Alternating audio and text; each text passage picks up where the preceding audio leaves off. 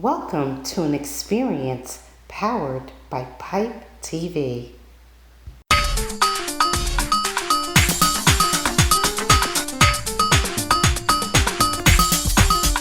You are now watching Pipe TV.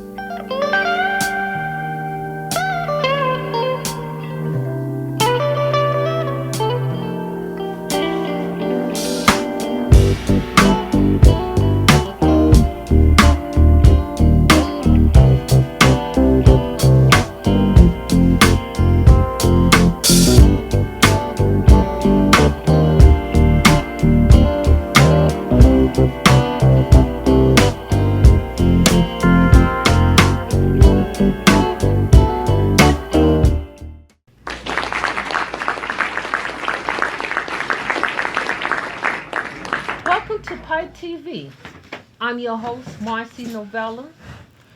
We have a guest here, Stephen Mauriello, who has served 35 years with the police department. Please welcome Stephen Mauriello. All right, honored to be here, Marcie. Thank you for Hi. having me on. Hi, Inspector. I'm Hi. glad to have you. You're a full-blown inspector, and thank you for taking your time out to see us. Always for you. You're a pillar of the community, and I respect everything you do, and you do God's work on your own, too. So thank you for having me on. Well, you have a show that you have been a podcaster. Could you please share with your audience the name of your show? So my name of my show is called Keeping It Real with Stephen Michael. It's been in existence to 2019. I started the show that one day we had our 10th active member of the service committed suicide. I went live on Facebook and to implore everybody on Facebook never to give up and not to give into suicide.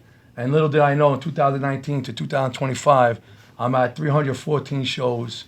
I have a Facebook page of 21,000 followers. I'm live on Facebook every Thursday night, and I'm live on cable TV every Wednesday night. So, your show also covers mental health. Can you elaborate more about that? So my show is all about mental health, motivational messages, and faith. I make sure I talk about three things, always. But mental health is very big for me because not only did I lose family members to suicide, I lost coworkers, friends. My son, when he was 17 years old, his friend jumped in front of a train. Took a picture of the train, sent it out to all his friends, and he jumped in. So suicide is very personal, but mental health is very big with me. So what happened, I volunteered with the NYPD. It's called PAPA. It's police officers providing peer assistance.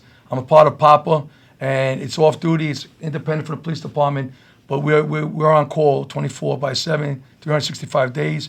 When it's our call, someone has a problem of anything, they'll call a number, we get back to them, and we try to help them in any way we can, because suicide, depression is a big thing. I try to give this to my audience.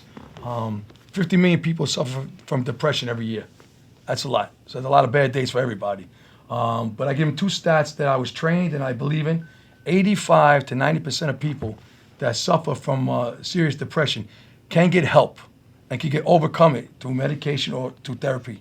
And then the biggest one I tell you, about 85% of people that want to take their life only want to stop the pain. They don't want to die. And we're trained on that. So that means 85% of people you're dealing with, if you just say, hey, how are you? How's your day? You know, they release what they're going on. You could help someone with kindness. 15% really need, the other 15% really need help. And sometimes, even if you try to help them, it could go, we really need medical help with the other 15%. But 85% people who who want to die only want to suffer. They only want to stop the pain, and the pain is the broken record. I'm a burden. I don't want to be here no more. Life's better without me. And the truth is, it isn't. You know. Well, we certainly appreciate what you do for the police department, including the civilian workers as well. Um, the department, people have to realize that police officers, although they are out there and at times being criticized, they have their families and lives too. And I've seen you on the job. I worked in the police department in the clerical area, and I've seen you just reach out to everybody. When he comes in the room, his presence is known. He walks around and he says hello to everyone, and he asks them, "How you doing?" And when he says, "How you doing?" he doesn't walk away. He really wants to know. I just want to thank you for that. I just want to say, so it was a time in my life, about 2011. I went to work one day. I guess the lights were on when no one's home. You're on autopilot. And one of the civilian members of the service said, "Inspector, can I talk to you?" I said, "Yeah, sure." And he said, "God has a message for you." And I stopped. And she said, "He hasn't forgotten about you." And I almost broke down. Because at that point in my life, you know, I went divorce, split the kids up. My son was living with me. We had work hardships, and then my mother passed away. Oh. And I felt like I was drowning. And when she told me that God hasn't forgotten about me, it put everything in perspective. That's why I do it. What I do is because I know how it is to be lost, broken, abandoned, forgotten about. But I also know how I came from the bottom of the well to where I am now.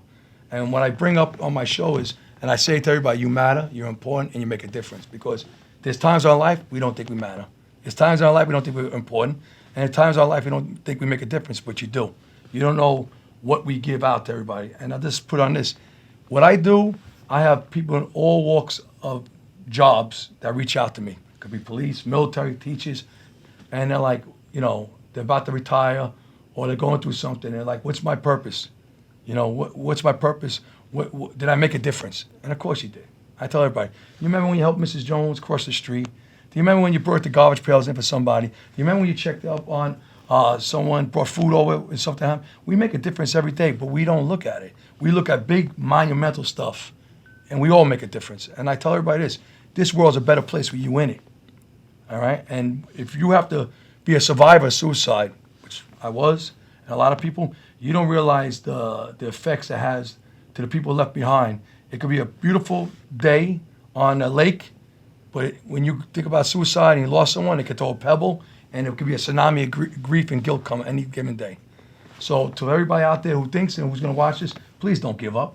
You know, you matter, you're important, you make a difference. This world's a better place with you in it, and I guarantee to ask for help is a sign of strength, not weakness. And that's what I tell everybody. You know, suicide, you know, is a stigma. You know, depression is a stigma. It isn't. People suffer for it every day, all walks of life. Don't matter zip code, state, tax bracket, it doesn't matter. Depression affects everybody. So for everybody out there that thinks that they can't go any further, please don't listen to that inner voice. Listen to your faith in you. You make a difference in this world, and never ever give up. My inbox, like I said, I'm on Facebook page, Keeping It Real, Steve Michael. People hit me up all the time. I have no problem reaching out, helping anybody. Like I said, I can help. I can't save anybody. That's for the man upstairs. But my show, we offer help. We offer faith and never giving up. Well, I want to ask you a question, speaking of that. Was there someone personally on the department that has changed your life that you lost? Can we talk about it? Yes. All right. So that was a great question. 2019, I lost a mentor. Chief Stephen Silks took his life one day away from retiring. That was the ninth person that year, and we had a detective right after that. I went on live at Facebook, and little did I know, I talked about suicide. And I talked to him like 3 months before he was about to retire, before he passed away. And we had this big meeting at all the executives. And he was talking about retiring. And I should have caught it a little. Like, you know, I knew he was getting sad, but I'm like, you know what? You're going to have time to do this. Everybody's still going to be going away with you.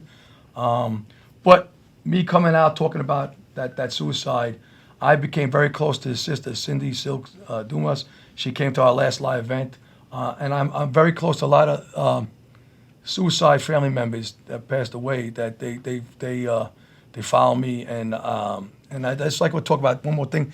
My co-host who passed away to cancer, Johnny Williams Lawrence. He had 19 years on the job. His wife used to work for me. I have to bring it up because I'll be remiss if I don't bring him up. Johnny Williams Lawrence. He was my brother, my co-worker, co-host, my friend, and he died of cancer.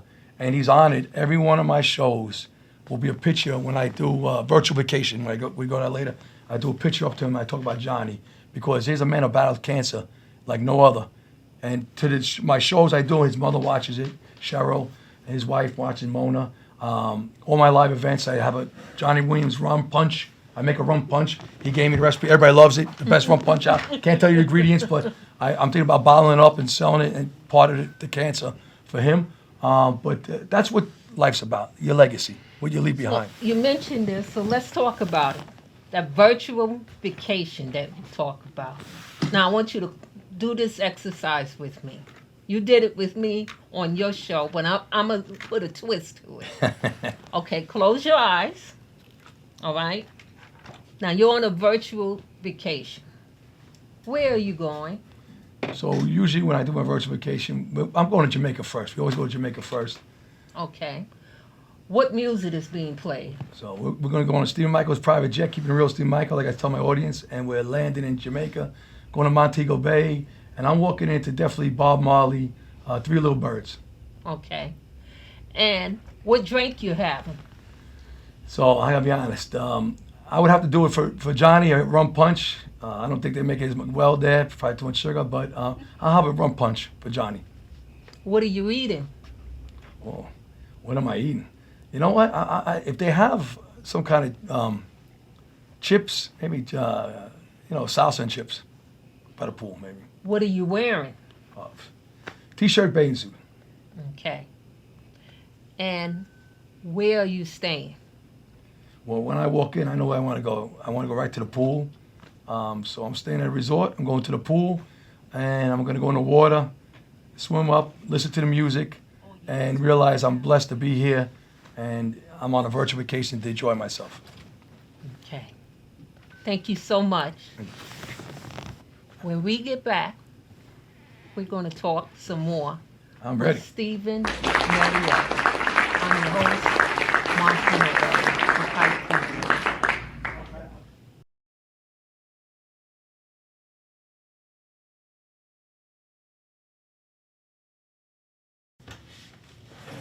Pretty women often wonder where my secret lies. I'm not cute. I built a suit a fashion model size. But when I start to tell them, they think I'm telling lies. I say, it's the reach of my arms. It's the span of my hips. It's the stride of my step and the curl of my lips. 'Cause I'm a woman. Phenomenally phenomenal woman, that's me. I walk into a room just as cool as you please. And to a man, the fellows stand or fall down on their knees. Then they swarm around me like a hive of honeybees. I say, it's the fire in my eyes. It's the flash of my teeth. It's the swing in my waist and the joy in my feet. 'Cause I'm a woman, phenomenally phenomenal woman, that's me. Now, men themselves have often wondered what they see in me. They try so much, but they cannot touch my inner mystery. And when I try to tell them, they say they still can't see. I say, it's in the arch of my back. It's in the sun of my smile. It's in the ride of my breasts and the grace of my style. 'Cause I'm a woman. Phenomenally phenomenal woman. That's me. Now, you understand just why my head's not bowed. I don't shout or jump about. I have to talk real loud. But when you see us passing,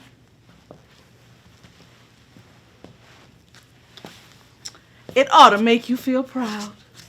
I say it's the click of my heels. It's the bend of my hair. It's the palm of my hand and the need for my care. 'Cause I'm a woman. Phenomenal woman. That's Tony. Welcome back to Pipe TV. I'm your host, Marcie Novella, and I'm with Inspector Stephen Mauriello. Hi, we're back. We're back. I love it. And we got a lot to talk about. Well, first of all, I want to ask you about the job. You've been on the job 35 years. You've seen the job change. What is your thoughts about how the job is today? So, I'll just tell you why I came to be a police officer on the job. To help. So I believe, it's a calling. Nobody wants to be a teacher to become rich. Nobody wants to be a nurse to become rich. Nobody wants to be a police officer. Did you want to be a police officer? Yes. So I'll tell you, I was 16 years old. A police officer for Nassau County came as a guest speaker, and I knew right then I wanted to be a police officer. No one in my family ever was a police officer. I wanted to help. So I come out on the job, 21, going on 22, to help. And I think as I moved up the ranks, I'm still in a job because I think I motivate, I mentor, and I lead. And that's why God has a purpose for me, why I'm still doing it. I'm still having fun. I'm still able to interact, and I'm able to give back to the community. I believe a profession is not a job, it's a calling. And being a police officer, and now I'm a higher ranking, it's a calling. It's a profession. So I say I love the job today as much as I loved it when I came out as a 21-year-old. Because I do think I make a difference, and I do think I make a difference not only in the men and women that put on a uniform. I know I definitely make a difference in the community too.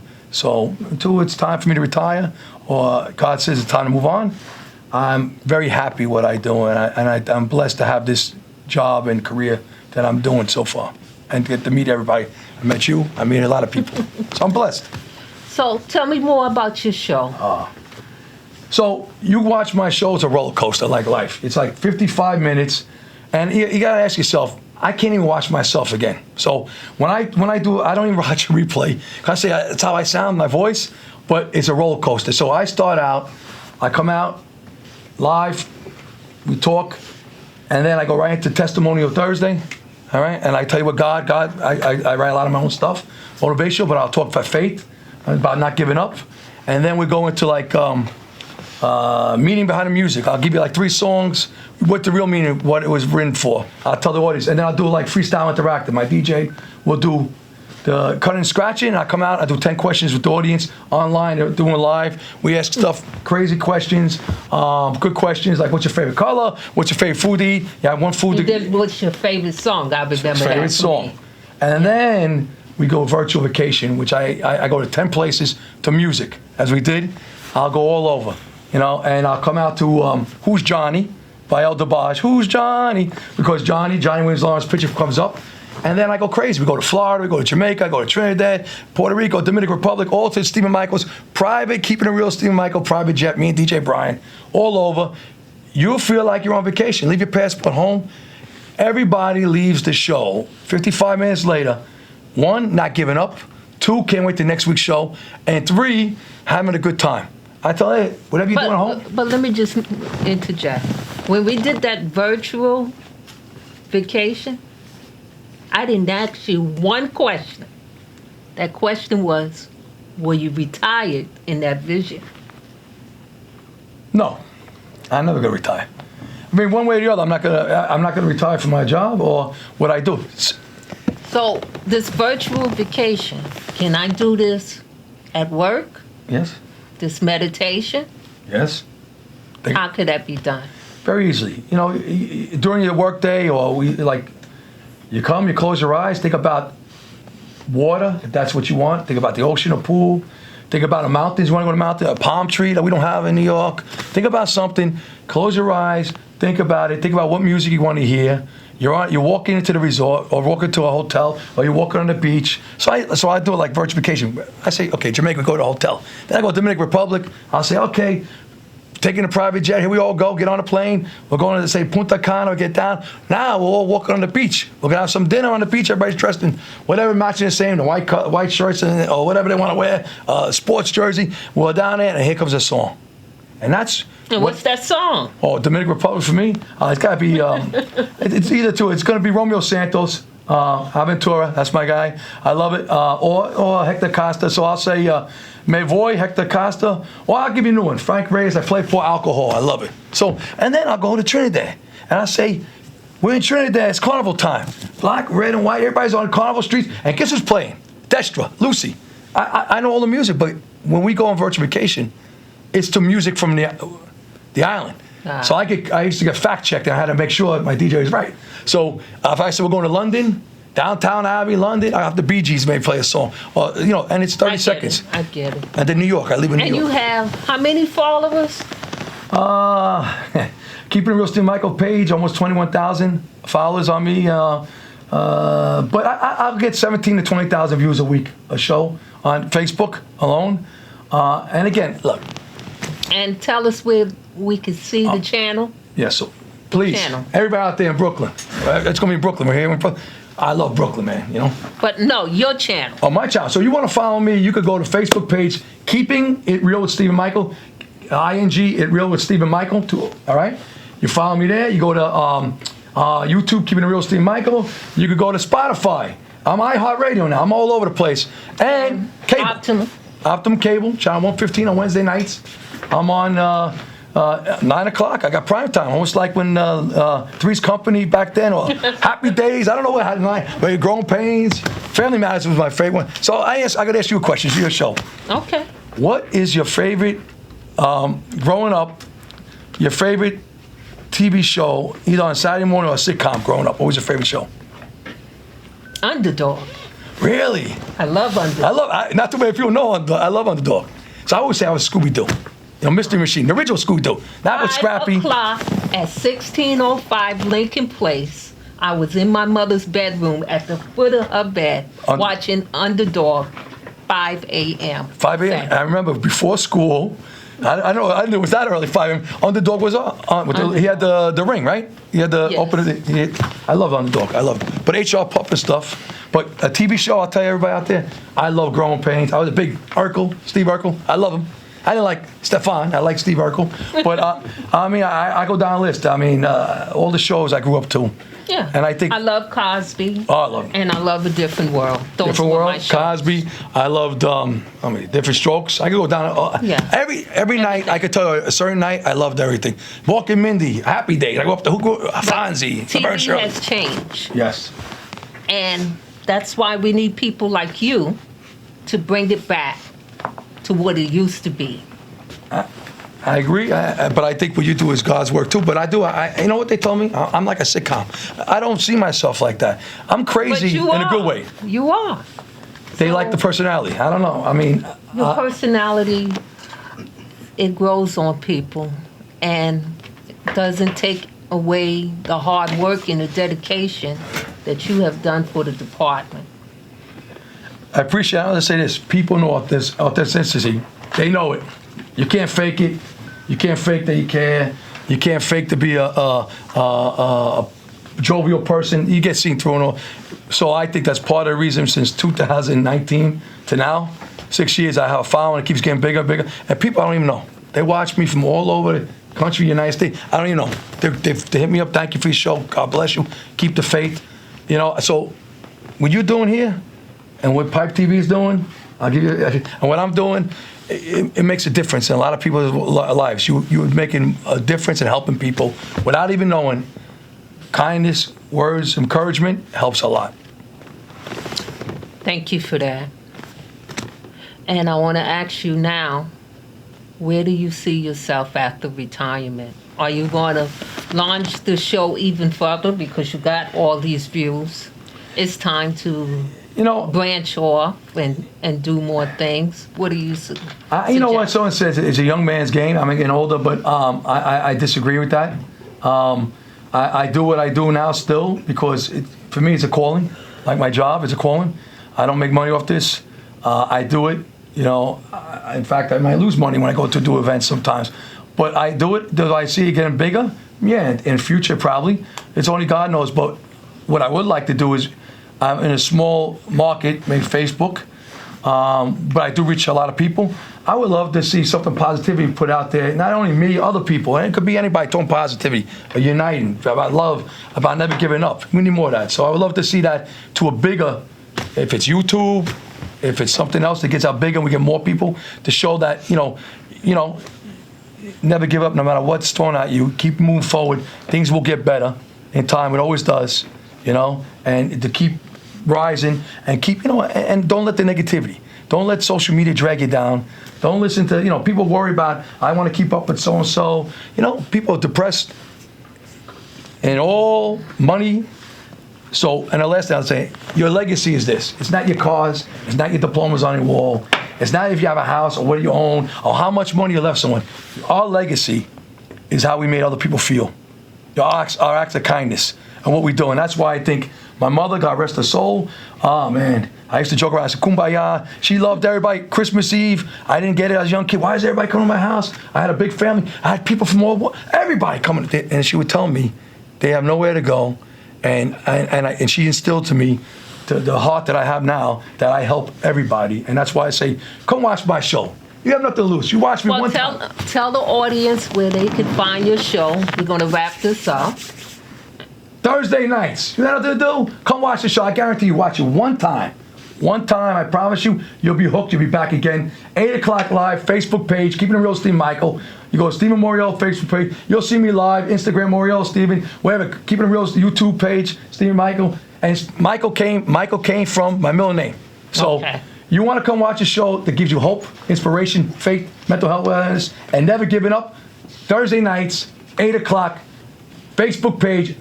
Guaranteed 55 minutes, you're hooked. You'll be a regular. Well, I want to thank you for coming to the show. Thank you. I want to give you a hug. I want to handshake. I wish you all. Can I get a hug on TV? Yes, Give you a hug. Yes. Handshake. Come on. I know you're too much. Right. Come on. Okay. Your family. So thank you so much. Stay tuned on Pipe TV. I'm your host, Marcie Novella.